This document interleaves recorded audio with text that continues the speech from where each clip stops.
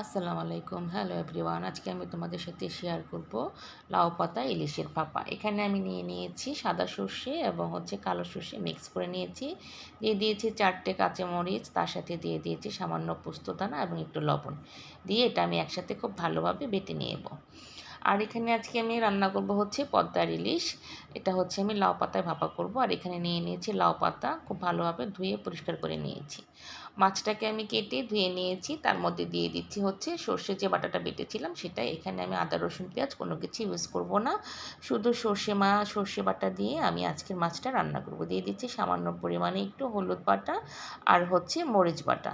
আর এখানে দিয়ে দেবো আমি সরিষার তেল। এখানে আমি লবণ অ্যাড করছি না, যেহেতু আমি সর্ষে বাটাটার সাথে লবণ দিয়েছিলাম, তাই আমি এখানে লবণটা দিচ্ছি না।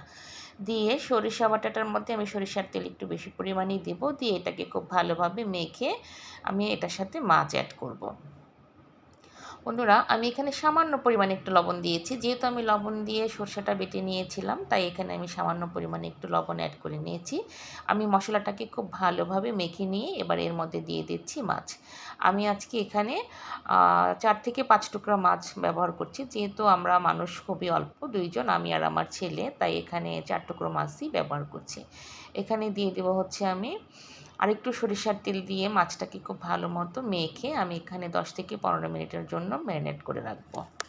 বন্ধুরা, তোমরা যারা ইউটিউব চ্যানেল থেকে আমার রান্না দেখো, যদি আমার রান্না তোমাদের ভালো লাগে তাহলে অবশ্যই আমার চ্যানেলটি সাবস্ক্রাইব করে যাবে এবং লাইক কমেন্ট শেয়ার করে যাবে। আর যারা ফেসবুক থেকে দেখছো তারা অবশ্যই আমার চ্যানেলটি ফলো করবে। এবার আমি দিয়ে দিচ্ছি 4 থেকে 5টা কাঁচামরিচ। ফিরে এসেছি 10 মিনিট পরে। 4 থেকে 5টা কাঁচামরিচ দিয়ে আমি মাছটাকে আরেকটু ভালোভাবে মেখে নিচ্ছি। এবার আমি নিয়ে নেব আমি যে লাউ পাতাটা ধুয়ে পরিষ্কার করে রেখেছিলাম, সেই লাউ পাতা। এখানে আমি 3টে করে লাউ পাতা নিয়েছি। সেই 3টে করে লাউ পাতাতে এবার আমি দিয়ে দেবো প্রথমে নিচে একটু সরিষা বাটা দিয়ে দিচ্ছি, যে মশলাটা মেখেছিলাম সরিষা বাটা দিয়ে। সেই মশলাটা দিয়ে এখানে আমি দিয়ে দিচ্ছি এক পিস করে মাছ, তার সাথে একটা করে কাঁচামরিচ দিয়ে এটাকে আমি খুব ভালোভাবে হোল্ড করে নেব। আমি এখানে সুতো দিয়ে বাঁধছি না, অনেকে এটাকে সুতো দিয়ে বেঁধে নেয়, বাট আমি এখানে যেহেতু একটু লাউ পাতাটা বেশি করে দিয়েছি, তাই এখানে আমার সুতোর প্রয়োজন হচ্ছে না। এভাবে আমি লাউ পাতায় ইলিশ মাছটাকে মুড়িয়ে নেব। এভাবে করেই আমি আমার যে 4 পিস মাছ সেটাকে আমি মুড়িয়ে নিয়েছি। এবার আমি কড়াইতে তেল দিয়ে, পরিমাণ মতো তেল দিয়ে গরম হলে মাছগুলো আমি এক এক করে দিয়ে দেব লাউ পাতায় ভাপা যে মাছটা সেটা। এটাকে আমি 5 থেকে 10 মিনিটের মতো একটু এপাট ওপাট করে উল্টে পাল্টে ভেজে নেব। বাস, হয়ে গেল আমার লাউ পাতায় ভাপা ইলিশ। বন্ধুরা, তোমরা যারা ইউটিউব চ্যানেল থেকে দেখো, যদি আমার রান্না তোমাদের ভালো লাগে অবশ্যই প্লিজ আমার চ্যানেলটি সাবস্ক্রাইব করে যাবে।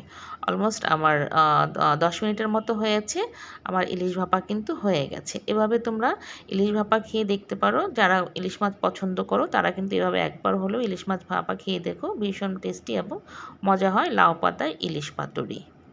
ধন্যবাদ সবাইকে এতক্ষণ কষ্ট করে আমার ভিডিওটি দেখার জন্য।